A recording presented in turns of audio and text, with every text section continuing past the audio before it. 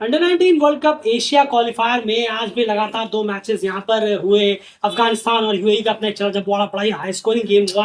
अफगानिस्तान ने 360 के लिए बोर्ड पर यहाँ पर लगा दिए। लेकिन अगर दूसरे मैच की बात करें तो यहाँ पर नेपाल वर्सेस हांगकांग के बीच में ये मैच रहा। और जैसे कि इस मैच की शुरुआत से पहले उम्मीद थी कि ये मैच बहुत वन साइडेड होगा, और बिल्कुल उसमें कुछ भी अलग नहीं हुआ और बहुत ही वन साइडेडली इस मैच को नेपाल ने यहाँ पर जीता। आज डेफिनेटली ये मैच लाइव स्ट्रीमिंग हो रहा था, तो आज आपके सामने डेफिनेटली आज की बात करें तो आज भी युवराज खत्री जो है, जिन्होंने पिछले मैच 5 निकला था, आज भी बहुत शानदार बॉलिंग उनकी यहाँ पर रही है। और आज जानने की कोशिश करेंगे कि आखिर युवराज खत्री क्या ऐसा अलग डाल रहे हैं, क्या ऐसा उनकी बॉलिंग में अभी तक हमें देखने को मिला है जो इतने इफेक्टिव हो रहे हैं, और क्यों आखिर उनको इतने विकेट्स यहाँ पर अभी तक मिले हैं, वो क्यों इतने सक्सेसफुल हमें नजर आए हैं, और क्या अलग डाल रहे हैं, और उनका जो कितने अफगानिस्तान के खिलाफ जो बड़ा मैच है उसमें उनके ऊपर जिम्मेदारी बहुत बढ़ गई है इससे, और उसमें कितने इफेक्टिव हो सकते हैं आगे बात जरूर करेंगे। लेकिन सबसे पहले इस मैच की बात करते हैं। बहुत ही वन साइडेड रहा, लेकिन फिर भी शुरुआत फेस बाय फेस से ही करना चाहिए, इसीलिए शुरुआत करें तो बेहतर हो। बिल्कुल,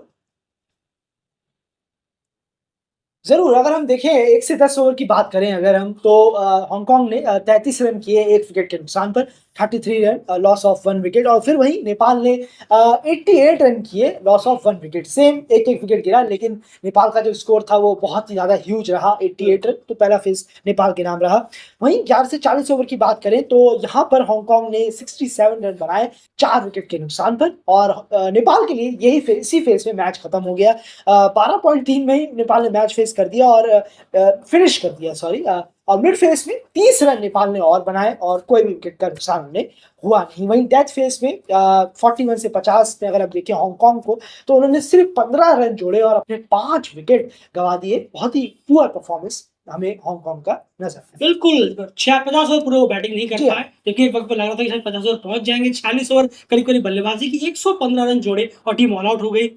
204 डॉट बॉल्स यहाँ के लिए, ये जरूर कहना होगा कि बहुत खराब परफॉर्मेंस हांगकांग का यहाँ पर हुआ है। इसमें क्यों, और ये देखते हुए भी कि अभी 3-4 महीने पहले ही इस टीम ने नेपाल का दौरा किया, वहां पर उन्होंने 3 मैच की बायलेटरल सीरीज खेली कई सारे प्लेयरों के खिलाफ, तो फिर उसको देखते हुए एक अच्छी प्रिपरेशन मिली उन्हें इनके, लेकिन उसके बावजूद भी इतना पुअर शो यहाँ पर हांगकांग को देखने को मिला। हार जीत की हम बात नहीं कर रहे, हार जीत डेफिनेटली वो नेपाली जीतने वाला था, वो मैच में पहले से पता था, लेकिन थोड़ा बहुत फाइट होता, 50 ओवर पूरे बल्लेबाजी करते, टीम 190-95 तक पहुंचती, वो भी हमें देखने। ये देखते हुए कि इससे पहले 3 मैच की उन्हें प्रिपरेशन मिली थी, या नेपाल में ही आकर बायलैटरल सीरीज में अगर हम बात करें तो 3 मैच हांगकांग नेपाल के बीच में सीरीज हुई थी, उसको देखते हुए काफी खराब परफॉर्मेंस हुई है। बैटिंग डिपार्टमेंट की तरफ सीधे यहाँ पर चलते हैं।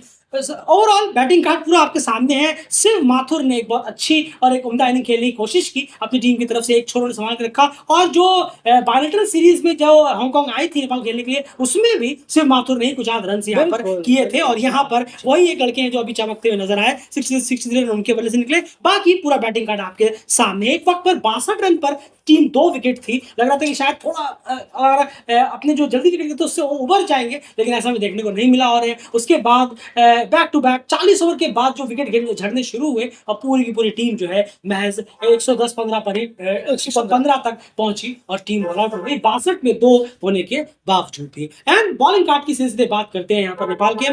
बॉलिंग कार्ड आपके सामने है। विकेट्स किन किन बॉलर ने, डेफिनेटली स्पिनर्स का फिर से बोलबाला रहा, यहाँ पर कोई दोहराई नहीं है। विकेट्स चलिए आपके सामने दिख रही है, एंड मैं सीधे आपसे पूछना चाहूंगा युवराज खत्री के बारे में। आज हमें उनकी बॉलिंग देखने को मिली, वह उनके पूरा स्पेल लगभग आपने देखा, क्या समझ में आता है आपको, क्या क्या उनके पास डिलीवरीज हैं, किस तरीके की वो बॉलें डाल रहे हैं, पहले वो समझाइए, फिर बात करेंगे कि उनके ऊपर वो उनके परफॉर्मेंस कितनी इंपॉर्टेंट होगी अफगानिस्तान के मैच में। बिल्कुल, अगर हम देखें जिस तरीके की बॉलिंग युवराज खत्री ने कराई है, बहुत ही अच्छी उनकी बॉलिंग रही है। सबसे पहले तो ये कहना ज़रूर चाहेंगे, एक कंट्रोल जो है उनकी बॉलिंग में वो बहुत अच्छा है। ज़्यादा बहते नहीं हैं या पुअर ज़्यादा, इतनी अमूमन वो स्टंप लाइन पे ही रहना काफ़ी पसंद करते हैं, जैसे कि आज हमें देखने को मिला। पिछले मैच में भी हमने ये देखा था, जो उनके विकेट्स के तरीके थे, कॉट एंड बॉल, उससे पता लगा कि किस तरीके से वो स्टंप लाइन पर रहते हैं। और गुगली जो उन्होंने डाली, जो उन्होंने प्रीत का मेरे ख्याल में जो उन्होंने मिडिल ऑर्डर, अगर मैं गलत नहीं हूँ तो उनका जो उन्होंने विकेट लिया था वो बहुत गुगली बॉल थी वो, जिसमें वो एलबीडब्ल्यू आउट हुए थे। यानी गुगली का हथियार भी है उनके पास। बिल्कुल सही आपने कहा, उन्हें गुगली आती है और इस एज में इतनी रिस्क के साथ इतना आसान नहीं है गुगली डालना। ये कह देना बहुत आसान है, लेकिन उस पर कंट्रोल होना चाहिए गुगली डालते वक्त। कहाँ डाल रहे हैं आप, वहां सही गुगली हमेशा स्टंप पर पड़नी चाहिए, अदरवाइज फायदा नहीं होगा आपको गुगली का। आप चाहते हैं गुगली से इंसान या तो सामने वाला बोल्ड हो या एलबीडब्ल्यू हो, या अगर हाँ हवाई फायर करना चाहे तो बात अलग है, तो शायद वो आउट हो तो भी खड़ी हो जाएगी, लेकिन अमूमन जो लेग स्पिनर जब अमूमन ये बॉल डालते हैं गुगली, तो ज्यादातर वो स्टंप लाइन पर ही रखना पसंद करते हैं। चाहे आप अभी के लिए हसरंगा को देख लें, काफी परसेंटेज में वो गुगली पर ही डिपेंड रहते हैं। तो खैर अगर हम बात करें युवराज खत्री की, और कुछ बॉलें जरूर थी जहां सिंगल आराम से थे, ऐसा नहीं है, ये हम नहीं कहेंगे कि सारी बॉलें उन्होंने परोस के दी, one of the best bowling डाली, ऐसा नहीं है। कई बॉलें थी जो आराम से उसमें सिंगल आ सकते थे। आप खामखा में फुल बॉल को भी आप जहां पर आप एक स्टेप कर सिंगल निकाल सकते थे, वहां पर भी आपने बेवजह युवराज को इतना प्रेशर दे दिया उन पर कि अरे अब विकेट गया, अब गए, ये सोच रही। और साथ ही बॉलर्स ने जो एक प्रेशर बना रखा था, विपिन भी हो, अपराजित हो, इन जैसे बॉलर, संतोष हो, तो इनका प्रेशर भी बहुत ज्यादा ले लिया हांगकांग ने कि हर बॉल को वो डॉट बना। 44 डॉट बॉल डाली है युवराज खत्री ने। अगर हम देखें ऐसा नहीं है, कुछ बॉलें उन्होंने आगे रखी जिसमें आराम से बाउंड्री आ सकती थी और सिंगल्स वगैरह भी आ सकते थे, जिससे प्रेशर बैक होता युवराज खत्री पे और उन्हें अपनी लाइन और लेंथ थोड़ी चेंज करनी पड़ती। लेकिन हांगकांग के बल्लेबाज, हांगकांग के एंड पुअर बल्लेबाजों के इंटेंट का भी काफी फायदा मिला। बिल्कुल फायदा मिला। शायद एक विकेट था जो बोल्ड हुए थे, मुझे उनका नाम याद नहीं है, वो पटकी बॉल थी। आप पटकी हुई बॉल को जब आप आगे आ रहे हैं तो आप क्रॉस खेलने की कोशिश कर रहे हैं और बॉल निकल गई और बहुत लेट आए हैं आप, तो ये सब चीजें हैं जो कुछ टीमें फॉलो करती है और हांगकांग जो टीम है उन्होंने फॉलो नहीं किया। बहुत लेट आ रहे हैं, आगे आ रहे हैं, खेलना क्या चाहते हैं समझ में नहीं आया था उन बल्लेबाज को देखकर। तो इसका फायदा किसे मिला? युवराज खत्री को मिला इसका फायदा। ऐसे ही हम कहना चाह रहे हैं कि बहुत अच्छी बॉलिंग कराई उन्होंने, कंट्रोल उनकी बॉलिंग में बहुत अच्छा था, बहुत अच्छा कंट्रोल है। गुगली के साइन ये काम आएगा, बिल्कुल सही कहा आपने, गुगली के साइन दिखे, ये जरूर काम आएगा।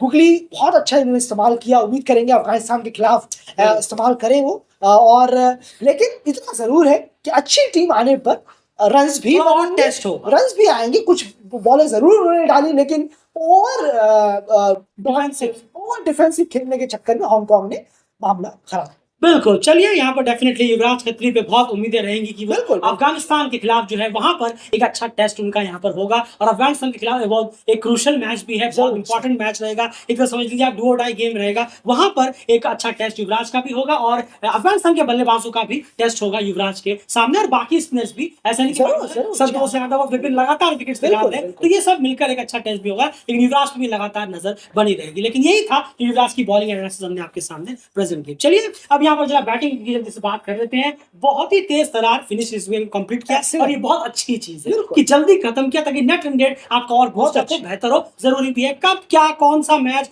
कहीं बारिश हो जाए, कभी डकवर्थ लग जाए, कुछ हो जाए, पॉइंट चेंज हो जाए, तब एकदम नेट रन की बात आ जाएगी, तब बहुत जरूरी है, ये काम आएगा। तो बहुत जल्दी इस गेम को फिनिश किया, ये बहुत अच्छी चीज है। साहिल ने 42 रन किए, नीरज ने 23 रन किए, नरेन ने 39 रन किए। उनका नेट रन थोड़ा बेहतर यहाँ पर चल रहा है। एक अच्छा टेस्ट और अफगानिस्तान के खिलाफ होगा, लेकिन ओवरऑल यहाँ पर अभी तक जल्दी इस मैच को कंप्लीट किया, ये बहुत यहाँ पर बेहतर रहा। एंड यहाँ पर अगर हांगकांग के बॉलिंग कार्ड की बात की जाए, रन ज्यादा थे नहीं, लेकिन उसको भी जमकर यहाँ पर जो टॉप 3 बल्लेबाज थे नेपाल के, उन्होंने खबर ली उनके बॉलर्स। बिल्कुल सही कहा आपको, कुछ बॉलिंग में कुछ भी नजर नहीं आया और बहुत ही पुअर बिलो एवरेज बॉलिंग नजर आई और बहुत ज्यादा मेहनत करने की जरूरत है इन प्लेयर्सों को। अब तो खैर अंडर 19 रहेंगे नहीं, लेकिन जब भी कोई नया बैच भी आएगा उन्हें भी बहुत मेहनत करनी है और जो ये प्लेयर चल रहे हैं बहुत काम करने की जरूरत है। बिल्कुल सही कहा, यानी क्लियरली है जो बायलैटरल सीरीज हांगकांग ने खेली थी नेपाल के खिलाफ यहाँ पर आकर 3 मैचों की, उससे हमें कुछ भी खासा इंप्रूवमेंट कहीं से भी नहीं नजर आया, चाहे वो बैटिंग में हो, फील्डिंग में हो या बॉलिंग में। फिलहाल इस एनालिसिस में